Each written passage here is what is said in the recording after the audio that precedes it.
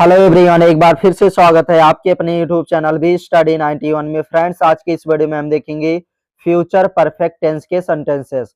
तो वीडियो को पूरा वॉच कीजिए, देर ना करते हम चलते हैं वीडियो की तरफ। फ्यूचर परफेक्ट टेंस पहचान है, वाक्य के अंत में प्राय ये शब्द आते हैं। कौन शब्द?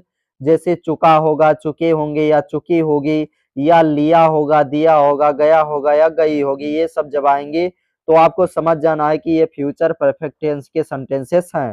वाक्य जैसे आप देखेंगे, वह घर जा चुका होगा, तो इसमें आया है चुका होगा।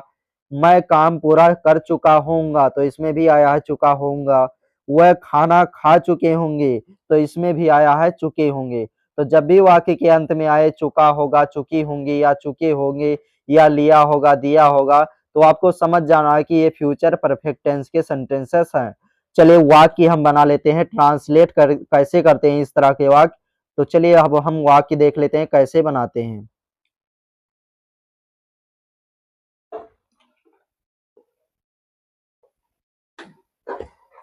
सबसे पहले हम देखेंगे अफर्मेटिव सेंटेंसेस यानी सकारात्मक वाक्य। स्ट्रक्चर रहेगा, सब्जेक्ट सबसे पहले लगाएंगे, उसके बाद विल हैव लगाएंगे, फिर वर्ब की थर्ड फॉर्म यानी पास्ट पार्टिसिपल लगाएंगे, उसके बाद ऑब्जेक्ट लगाएंगे। वाक्य है मैं काम पूरा कर चुका हूँगा, तो इसमें सब्जेक्ट क्या है? मैं है। तो मैं की इंग्लिश हम लिखेंगे सबसे पहले, यहाँ पर हमने लिख दिया आई।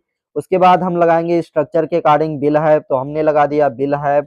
उसके बाद वर्ब की थर्ड फॉर्म लगाएंगे, तो पूरा करना की इंग्लिश होता है फिनिश, और उसका थर्ड फॉर्म हो जाएगा फिनिश्ड। तो यहाँ पर हमने लिख दिया फिनिश्ड। उसके बाद लगाएंगे ऑब्जेक्ट, तो ऑब्जेक्ट हमने लगा दिया द वर्क यानी काम। तो I will have finished the work, I will have finished the work, मैं काम पूरा कर चुका हूँगा। नेक्स्ट वाक्य है वह घर पहुंच चुका होगा, तो यहाँ पर सब्जेक्ट है वह की इंग्लिश हम लिखेंगे सबसे पहले, यानी लिख दिया हमने ही। उसके बाद लगाएंगे विल हैव, तो विल हैव हमने लगा दिया। उसके बाद लगाएंगे वर्ब की थर्ड फॉर्म, जैसा कि स्ट्रक्चर में बताया गया। तो वर्ब की थर्ड फॉर्म हमने लगा दिया रीच्ड। रीच माने होता है पहुंचना, और इसका थर्ड फॉर्म हो जाएगा रीचड, तो हमने लिख दिया रीचड। अब लगाएंगे ऑब्जेक्ट, तो ऑब्जेक्ट इसमें है घर, तो घर की इंग्लिश हो जाएगा होम। यहाँ पर हमने होम लिख दिया, तो इसका इंग्लिश बन जाएगा he will have reached home, he will have reached home, वह घर पहुंच चुका होगा। चलिए नेक्स्ट वाक्य हम देख लेते हैं। नेक्स्ट है वह परीक्षा पास कर चुके होंगे, तो they will have passed the exam, they will have passed या पास्ड द एग्जाम, वह परीक्षा पास कर चुके होंगे। तुम खाना खा चुके होगे, तो you will have eaten the food, you will have eaten the food.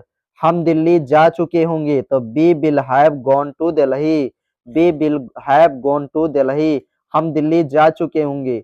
तो फ्रेंड्स, आपको स्ट्रक्चर याद करना है, हम स्ट्रक्चर के अकॉर्डिंग ही ट्रांसलेट कर रहे हैं। चलिए नेक्स्ट वाक्य हम देख लेते हैं। नेक्स्ट है वह किताब पढ़ चुकी होगी, तो she will have read the book, she will have read या रेड द बुक। सूरज उग चुका होगा, तो the sun will have risen, the sun will have risen. बच्चे स्कूल जा चुके होंगे, the children will have gone to the school, the children will have gone to school. Next है मैंने उसे पत्र भेज दिया होगा, तो इसमें आप देखेंगे दिया होगा, तो हमने आपको पहले ही बता दिया है जब भी वाक्य के अंत में दिया होगा या गया होगा या गई होगी इस तरह के वाक्य मिलेंगे, तब भी आपको घबराना नहीं, आपको समझ जाना है कि ये फ्यूचर परफेक्ट टेंस का सेंटेंसेस है, हम सेम स्ट्रक्चर के अकॉर्डिंग बनाएंगे। तो इसका ट्रांसलेशन हो जाएगा I will have sent him the letter, I will have sent him the letter, मैंने उसे पत्र भेज दिया होगा। वह नया घर बना चुके होंगे, तो they will have built a new house, they will have built a new house. चलिए अब हम देख लेते हैं निगेटिव सेंटेंसेस यानी नकारात्मक वाक्य। नकारात्मक वाक्य कैसे बनाएंगे जिसमें नहीं आ जाता है। नेगेटिव सेंटेंसेस नकारात्मक वाक्य। स्ट्रक्चर रहेगा, सब्जेक्ट सबसे पहले रहेगा, उसके बाद विल नॉट हैव लगाएंगे, फिर वर्ब की थर्ड फॉर्म, उसके बाद लगाएंगे ऑब्जेक्ट। वाक्य है मैं काम पूरा नहीं कर चुका हूँगा, तो इसमें नहीं आ गया है, तो इससे ये पता चलता है कि ये निगेटिव का सेंटेंसेस है। तो इसमें सब्जेक्ट क्या है, मैं की इंग्लिश हमने लिख दिया यहाँ पर आई। उसके बाद लगाएंगे बिल नॉट हैव, तो यहाँ पर हमने लगा दिया बिल नॉट हैव, तो आई बिल नॉट हैव। उसके बाद लगाएंगे वर्ब की थर्ड फॉर्म, तो यहाँ पर पूरा करना की इंग्लिश होती है फिनिश, और उसका होता है थर्ड फॉर्म फिनिश्ड, तो फिनिश्ड हमने लिख दिया। उसके बाद हमने लगा दिया ऑब्जेक्ट द वर्क, तो I will not have finished the work, मैं काम पूरा नहीं कर चुका हूँगा। नेक्स्ट वाक्य है वह स्कूल नहीं गया होगा, तो he will not have gone to the school, he will not have gone to school. तो जैसा कि फ्रेंड्स हमने आपको स्ट्रक्चर बताया है और स्ट्रक्चर के अकॉर्डिंग ही हम ट्रांसलेशन कर रहे हैं। जब आपको स्ट्रक्चर याद नहीं होगा, आप स्ट्रक्चर के अकॉर्डिंग अगर नहीं बनाओगे तो आपका वाक्य गलत हो जाएगा, इसलिए स्ट्रक्चर के अकॉर्डिंग ही हमें बनाना है, तभी सही होगा। चलिए नेक्स्ट वाक्य देख लेते हैं। नेक्स्ट है तुम खाना नहीं खा चुके होगे, you will not have eaten the food, you will not have eaten the food. वह फिल्म नहीं देख चुके होंगे, तो they will not have watched the movie, they will not have watched the movie. उसने पत्र नहीं लिखा होगा, she will not have written the letter, she will not have written the letter. अगर लड़का होता तो यहाँ पर हम ही लगा देते, और यहाँ पर लड़की का सेंस दिया जा रहा है, इसलिए सी लगाया गया है। चले नेक्स्ट वाक्य हम देख लेते हैं। नेक्स्ट है मैं समय पर नहीं पहुंच जाऊंगा या पहुंचूंगा, तो I will not have reached on time, I will not have reached the on time. हम परीक्षा पास नहीं कर चुके होंगे, तो we will not have passed the exam, we will not have passed the exam. Next है वह गाना याद नहीं किया होगा, तो he will not have memorised the song, he will not have memorised the song. बच्चों ने होमवर्क पूरा नहीं किया होगा, the children will not have completed the homework, the children will not have completed the homework. बच्चों ने homework पूरा नहीं किया होगा। मैंने सारा पैसा खर्च नहीं किया होगा, आई will not have spent all the money, I will not have spent all the money. मैंने सारा पैसा खर्च नहीं किया होगा।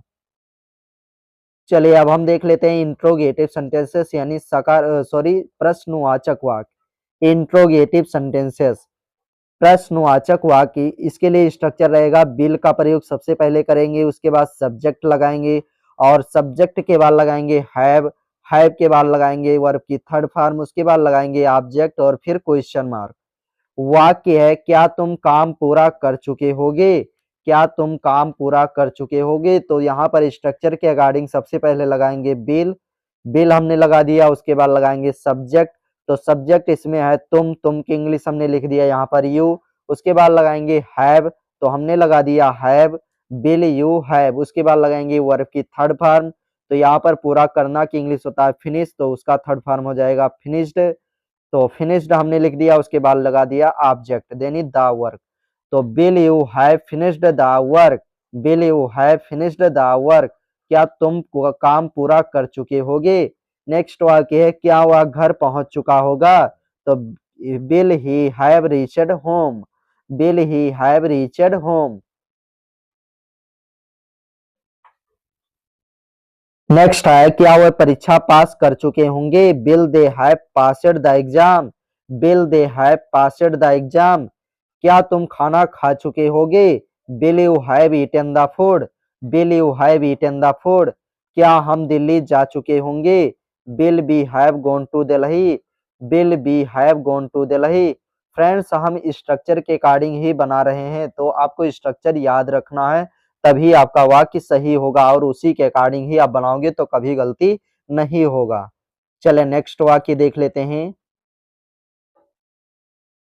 नेक्स्ट है क्या उसने किताब पढ़ ली है, सॉरी पढ़ ली होगी, क्या उसने किताब पढ़ ली होगी, तो will she have read the book, will she have read the book. क्या सूरज उग चुका होगा, will the sun have risen, will the sun have Ryzen.